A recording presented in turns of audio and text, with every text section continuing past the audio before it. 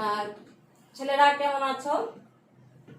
আজকে আমার দ্বিতীয় পড়ার বিষয় হচ্ছে সেটেলমেন্ট বা অনার্স তৃতীয় বর্ষের সেটেলমেন্ট জিওগ্রাফি বা বসতি ভূগোল। বসতি ভূগোলেরই আরেকটি বিষয় হচ্ছে শহর শহর গড়ে ওঠার শহরের শ্রেণীবিভাগ শহর ও শহরের শ্রেণীবিভাগ।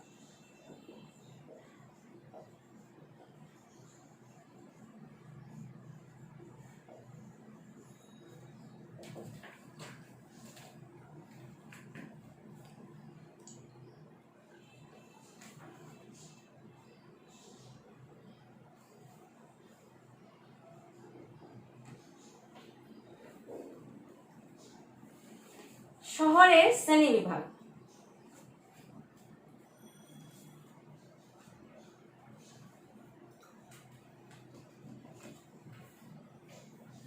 শহর কি? যে স্থানে মানুষ প্রাথমিক পর্যায়ের উদ্বৃত্ত পণ্য বিক্রি করে বা মানুষ সেখানে দ্বিতীয় বা তৃতীয় বা পরবর্তী পর্যায়ের অর্থনৈতিক কর্মকাণ্ডে নিয়োজিত থাকে, সেই বেশিরভাগ মানুষ, আমি বলিনি যে বেশিরভাগ মানুষ নিয়োজিত থাকে, সব মানুষ না, সেই অঞ্চলটি হচ্ছে শহর। সাধারণত জনসংখ্যার ভিত্তিতে আমরা শহরকে বলে থাকি যেখানে 2500 বা তারও বেশি মানুষজন বসবাস করে, মূলত সেটি হচ্ছে শহর। শহরের অর্থনৈতিক নির্ধারক, জনসংখ্যা সবকিছুই মূলত একটি বিশেষ বিষয়। অর্থাৎ জনসংখ্যা যদি বেশি হবে, মানুষ অকৃষিমূলক কর্মকাণ্ডে নিয়োজিত হবে, মানুষ বেশি সেবামূলক কর্মকাণ্ডে থাকবে, বা মানুষের উদ্বৃত্ত পণ্যের ওই অঞ্চলে একটা বেচা কেনার স্থান হবে, ওই অঞ্চলটি মূলত বলা হয় শহর। তবে বিভিন্ন মনীষী বিভিন্নভাবে শহরের শ্রেণীবিন্যাস করেছেন। যেমন ইউএস সেন্সাস ব্যুরো শহর বসতি সম্পর্কে একটি ধারণা দিয়েছেন। বলেছেন যে যদি কোনো বসতিতে আরবান প্লেস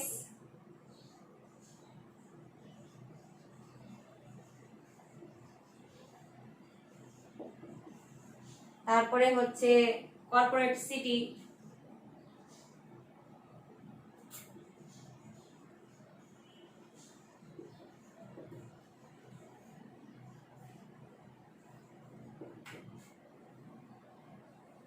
urbanized area,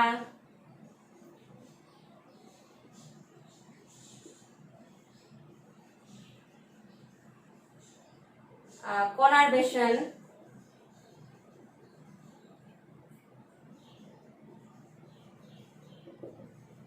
এই বিষয়গুলো থেকে থাকে, তাহলে সেই জিনিসগুলো আমরা সেই অঞ্চলটিকে আমরা বলবো শহর। আরো হচ্ছে আর এম লোধা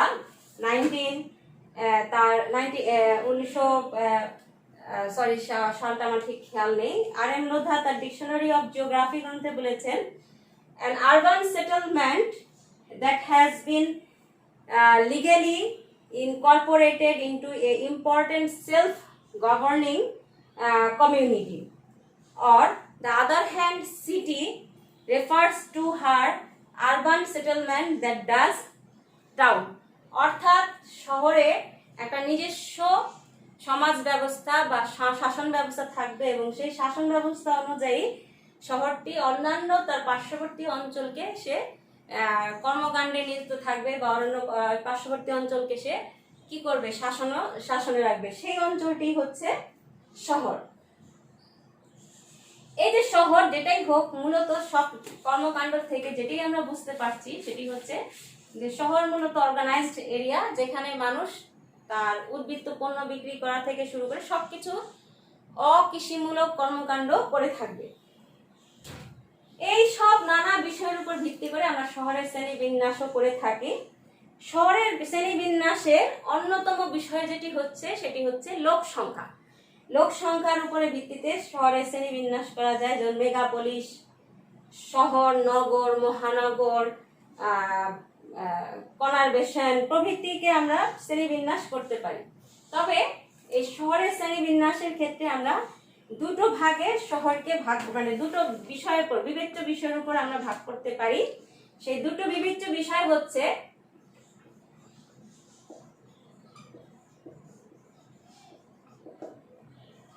এক, এই যে বললাম লোক সংখ্যার উপরে ভাগ করা যায়, আবার কর্মকাণ্ডের উপরে ভাগ করা যায়, নানা বিষয় বিবেচ্য বিষয় জন্য বলেছি বিবেচ্য বিষয়। প্রধান যে বিবেচ্য বিষয়গুলো আমরা বিন্যাস করতে পারি, একটি হচ্ছে বিভিন্ন বিষয়ের উপর ভিত্তি করে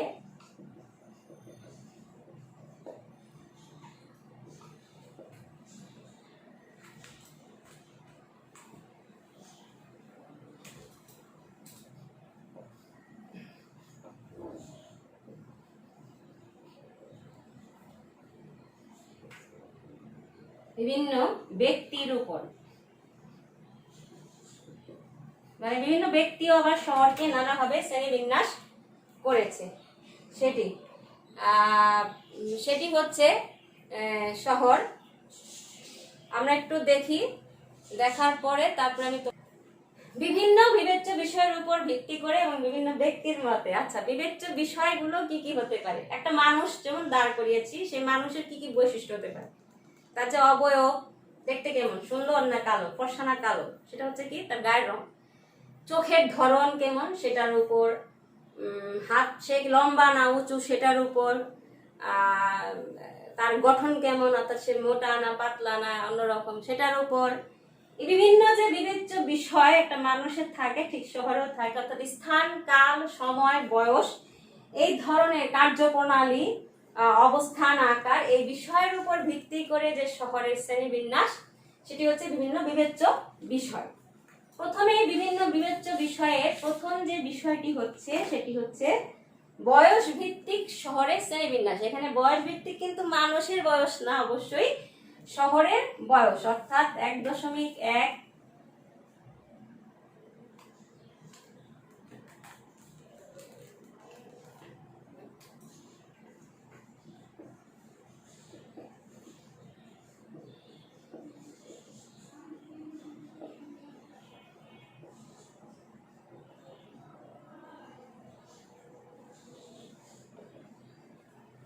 বয়সভিত্তিক শহরের শ্রেণীবিন্যাস। আমরা জানি নব্যপ্রস্তর যুগে মানুষ সর্বপ্রথম স্থায়ীভাবে বসবাস করা শুরু করে। সেই স্থায়ী বসতি ধীরে ধীরে ধীরে ধীরে নগর রূপে আত্মপ্রকাশ লাভ করে। এই যে নব্যপ্রস্তর যুগের পরবর্তী ধাপ অনুযায়ী যে বয়স শ্রেণীবিভাগ শহর গড়ে ওঠে, সেটা হচ্ছে শহরের বয়স ভিত্তিক শ্রেণীবিন্যাস। কি কি হতে পারে দেখো।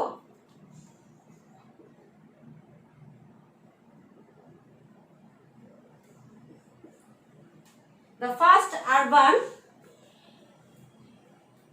revolution বা the earliest town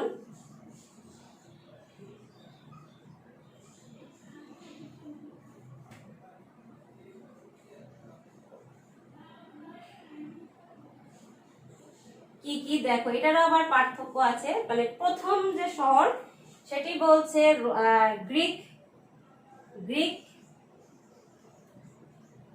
and Roman,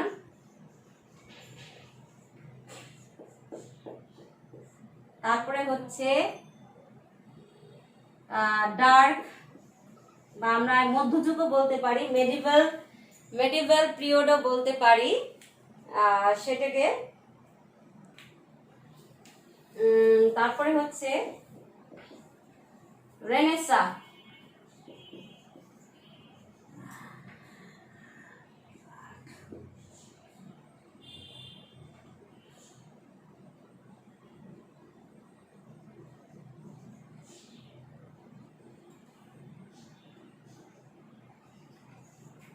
অর্থাৎ প্রথম যে শহর বা আর্লিয়েস্ট টাউন, সেটাকে আবার তিন ভাগে ভাগ করেছে: গ্রিক এবং রোমান যুগের শহর, মধ্যযুগ বা অন্ধকার যুগের শহর, আর হচ্ছে রেনেসাঁ কালের শহর, মানে নতুন শহর যে পর্যায়টা হলো। আর এটারই আরেকটি ভাগ হচ্ছে সেকেন্ড আরবান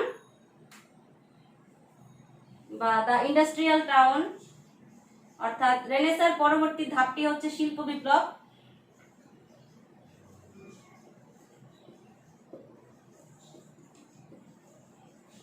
ইন্ডাস্ট্রিয়াল টাউনকে আবার কয়েকটা ভাগে ভাগ করছে, সেটি হচ্ছে আমরা এটাকে মডার্ন টাউন বলতে পারি, ইন্ডাস্ট্রিয়াল টাউনকে আমরা মডার্ন টাউনও বলতে পারি, এবং সর্বশেষ যেটি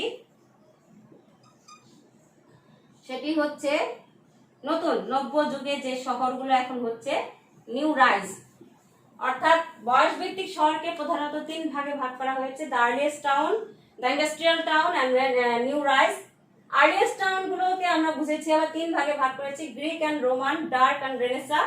ইন্ডাস্ট্রিয়াল টাউন যেটা মডার্ন টাউন, এবং বর্তমানে যেটি সেটি নিউ রাইজ, যেটি এখন হচ্ছে ধীরে ধীরে শহর এখন কনভার্সনের দিকে যাচ্ছে, মেগাপলিস বা মেট্রোপলিসের দিকে যাচ্ছে। এরপর হচ্ছে ভূদৃশ্য উপাদানের উপর ভিত্তি করে শহরের শ্রেণীবিভাগ।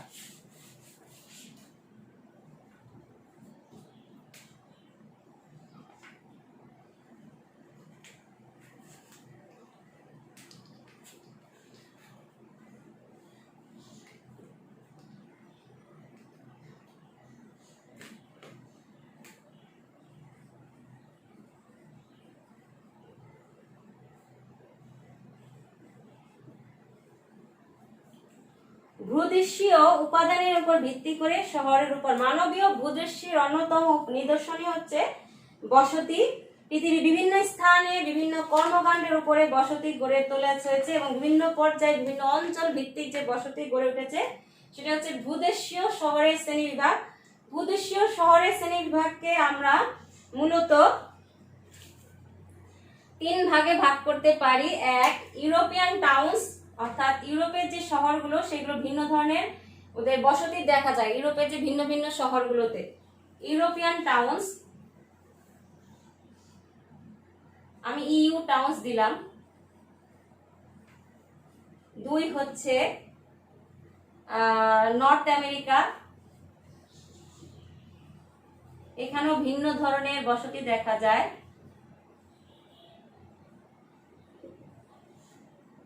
এবং তিন হচ্ছে এশিয়া এন্ড আফ্রিকা।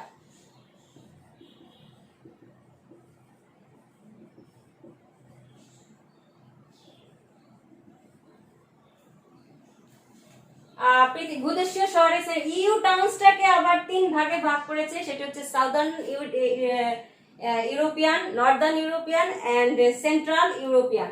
অর্থাৎ এটা সাউথে এক ধরনের বসতি দেখা যায়, নর্থে বসতিও একরকম হয়, এবং মধ্য পর্যায়ের বসতিগুলো আবার ভিন্ন ধরনের হয়ে থাকে। তাহলে বুঝতে পারছি আমরা ভূদৃশ্যীয় উপাদানের উপর বা ভূদৃশ্যীয় উপর ভিত্তি করে শহরকে মূলত ভাগ করা হয়েছে তিন ভাগে। তার মানে পৃথিবীর তিনটি বৃহৎ অঞ্চল, U towns, North American and Asia and Africa. চারটা মহাদেশকে তিনটি ভাগে ভাগ করেছে। ইউ টাউনসকে আবার তিন ভাগে ভাগ করেছে, আমি বললাম নর্থ, সাউথ এন্ড সেন্ট্রাল। এরপর হচ্ছে স্থান এবং অবস্থান ভেদে শহরের শ্রেণীবিভাগ, অর্থাৎ শহরটি কোথায়।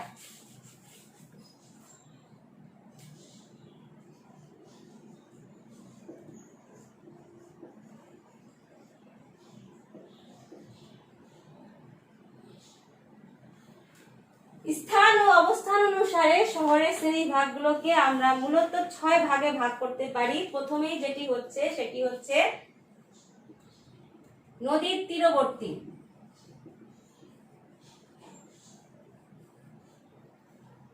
দুই যাতায়াত স্থান,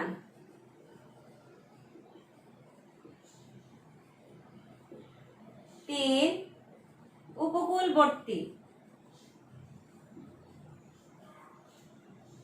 চার উচ্চ স্থান, তারপরে পাঁচ প্রতিরক্ষামূলক স্থান,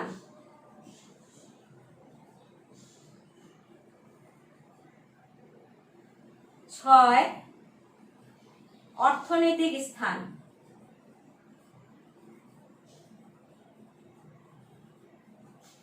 নদীর তীরবর্তী, পৃথিবীর বহু বড় বড় শহরই গড়ে উঠেছে নদীর তীরবর্তী অঞ্চলে। এটা আমরা জানি যোগাযোগের সুবিধা, প্রাণীর সহজ, অর্থাৎ প্রাকৃতিক গুণাগুণগুলো ওইখানে বেশি থাকে বলে ওই অঞ্চলে মূলত শহরগুলো গড়ে উঠেছে। নদীর তীরবর্তী স্থানে শহর গড়ে উঠে যেগুলো, সেগুলো হচ্ছে পোর্ট এন্ড ব্রিজিং পয়েন্ট গুলোতে। তারপরে যে অঞ্চলে নদী বা অবস্থান আছে, যেখানে পাশাপাশি অঞ্চলে থাকে। তারপরে ধরো দুই নদীর মিলনস্থল অঞ্চলেও বসতি গড়ে তুলে, সেখানে পরবর্তীতে শহর গড়ে ওঠে এভাবে। তারপরে যেটা নাকি জল পরিবহন কেন্দ্র, ধরো অর্থাৎ ওই অঞ্চল থেকে অন্যান্য অঞ্চলে পরিবহন করা যায় সহজে, সেটা জল পরিবহন কেন্দ্র হিসেবে বলা যায়। তারপর হচ্ছে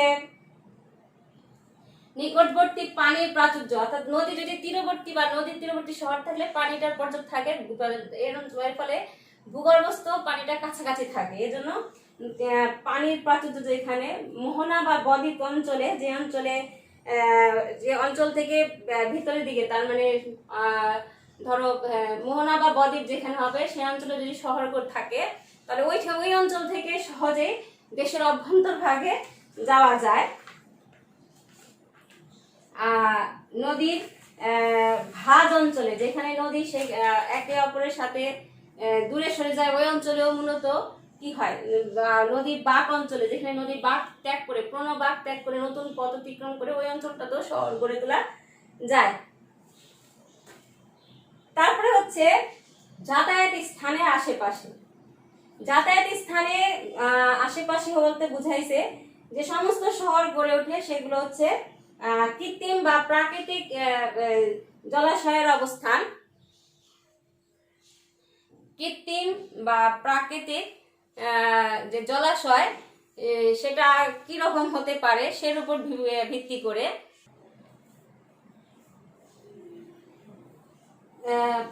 যাতায়াত স্থান হচ্ছে, নদীর যাতায়াত স্থানে আবার অনেক ধরনের বসতি দেখা যায়। যে যাতায়াত স্থানে দেখা যায় যে কৃত্রিম ও প্রাকৃতিক জলাশয়ের যেখানে অবস্থান আছে সেই স্থানে যাতায়াত করে মানুষ, সেই অঞ্চলে মানুষ বসতি গড়ে তোলে। যেমন টরেন্টোর, তারপরে শিকাগো, এই অঞ্চলে বসতি গড়ে উঠেছে। জাহাজ চলাচলের স্থান, অর্থাৎ ওই অঞ্চলে জাহাজ চলাচল করা ইজি, সেই অঞ্চলে বসতি। ম্যানচেস্টার, পোর্টসউড, ওই অঞ্চলে জাহাজ চলাচল বা বন্দর আছে বলে সেখানে কি হয়, বসতি গড়ে তুলছে। সংকীর্ণ প্রণালীর অবস্থান, অর্থাৎ সংকীর্ণ চিকন প্রণালী আছে সেই অঞ্চলে যাতায়াতের ভালো ব্যবস্থা আছে, সেই অঞ্চলে কি হয়, বসতি গড়ে তোলে। যেমন ইস্তাম্বুল, জিব্রাল্টার ইত্যাদি। আবার বিভিন্ন সড়ককে কেন্দ্র করেও কিন্তু শহরে বসতি বা শহর গড়ে ওঠে। এরপর হচ্ছে উপকূলবর্তী, অর্থাৎ উপকূলীয় অঞ্চল। উপকূলবর্তী স্থানেও শহরে গড়ে ওঠে। যেমন আমাদের কক্সবাজার শহর সমুদ্রের উপকূলবর্তী অঞ্চলে গড়ে উঠেছে। আবার সমুদ্রের উপকূলবর্তী দ্বীপ যেখানে আছে সেখানেও শহর গড়ে ওঠে। ঢালু নিম্ন তটরেখা, ফ্রিওড অঞ্চলেও, পাহাড়ের উপকূলীয় অঞ্চলেও কিন্তু শহর গড়ে ওঠে। এরপর হচ্ছে উচ্চ স্থান।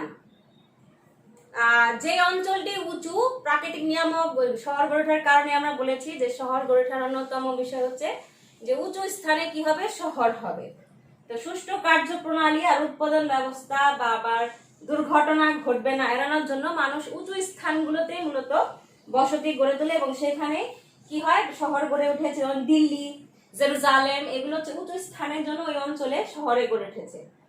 প্রতিরক্ষা বা আত্মরক্ষামূলক শহর, বাইরের আক্রমণ থেকে রক্ষা করার জন্য এককভাবে অনেক শহরই গড়ে উঠেছে। শহরের চারদিকে পরিখা খনন করে মূলত এই ধরনের শহর গড়ে ওঠে। যেমন সেন্ট পিটার শহর, রোমের সেন্ট পিটার শহরের চারপাশ দিয়ে পরিখা খনন করে প্রতিরক্ষার জন্য এখানে ওই শহরটা গড়ে উঠেছিল। এরপর হচ্ছে অর্থনৈতিক স্থানের উপর ভিত্তি করে, অর্থনৈতিক স্থানে গড়ে ওঠা শহর, যে শহরের লোকদের জীবিকা বা জীবন ধারণ বা কার্যপ্রণালী গড়ে ওঠা, যাতায়াত সুবিধা, সেখানে মানুষ শহর গড়ে ওঠে। যেমন গাজীপুর এত শহর ছিল না, কিন্তু যখনই ওই অঞ্চলে শিল্প কারখানা গড়ে উঠেছে তখন মানুষ সেখানে গিয়ে বসবাস শুরু করেছে এবং গাজীপুর একটি উন্নত, ধীরে ধীরে আরো ভালো শহরের দিকে যাচ্ছে। জোহান্সবার্গ হচ্ছে সবচেয়ে বেশি উৎকৃষ্ট উদাহরণ। এরপর সেটি হচ্ছে বিষয় ক্রিয়া ভিত্তিক, শহরের ক্রিয়া ভিত্তিক।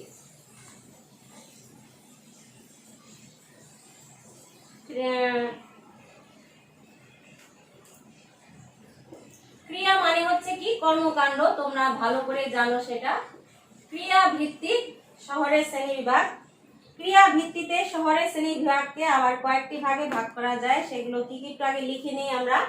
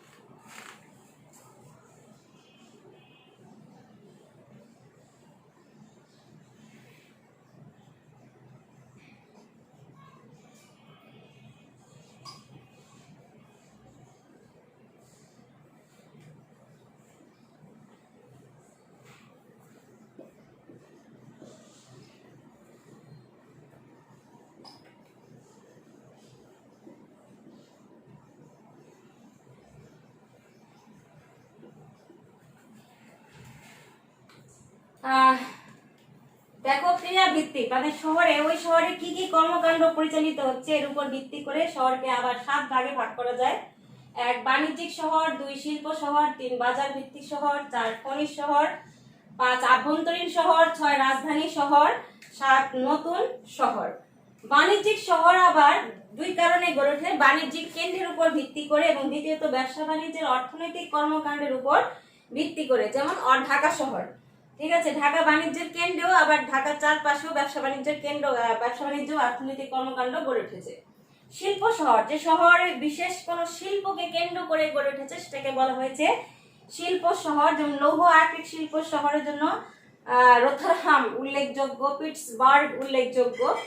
এরপর হচ্ছে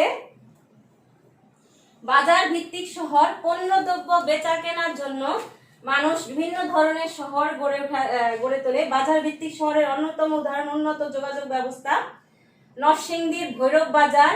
তারপরে এই ধরনের শহরের উল্লেখযোগ্য উদাহরণ। তার মানে এখানে বাজারকে কেন্দ্র করে মূলত শহর গড়ে উঠেছে। খনিজ শহর, স্থানীয় খনিজ সম্পদের উপর ভিত্তি করে খনিজ শহর গড়ে ওঠে। খনিজ সম্পদে বিভিন্ন প্রকার ব্যবস্থা এবং শ্রমিকদের কেন্দ্রীভবনই এই শহরের প্রধান।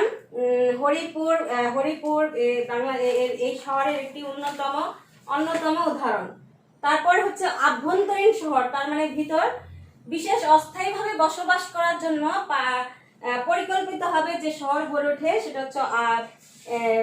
সেটা হচ্ছে আভ্যন্তরীণ শহর। এটাকে আমরা সাংস্কৃতিক ধরনের বসার জন্য, খেলাধুলার জন্য, ধরো ওই অঞ্চলে কোনো খেলাধুলা হবে, ওই খেলাধুলার জন্য দেখার জন্য যে আশেপাশে যে বসতিটা বা শহরটি গড়ে ওঠে সেটা হচ্ছে আভ্যন্তরীণ শহর।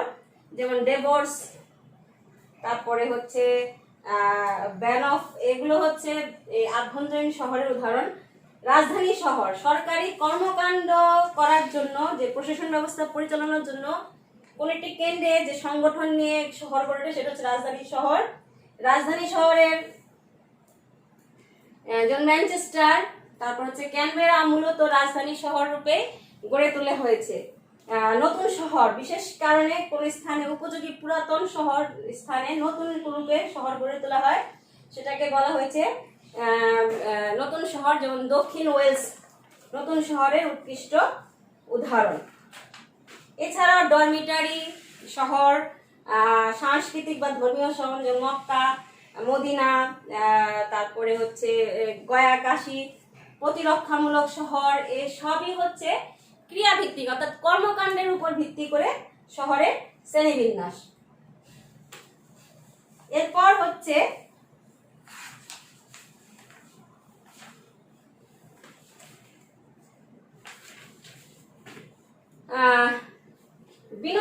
আমি একটি বিষয় বাদ দিয়ে গেছি, সেটা হচ্ছে বিনোদনমূলক শহর।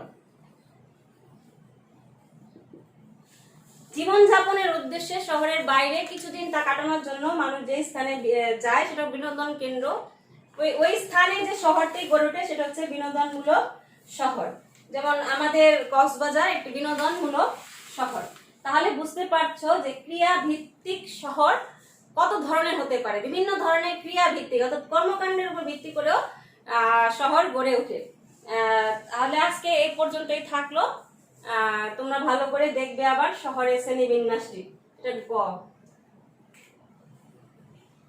ঠিক আছে বাবা, ধন্যবাদ সবাইকে।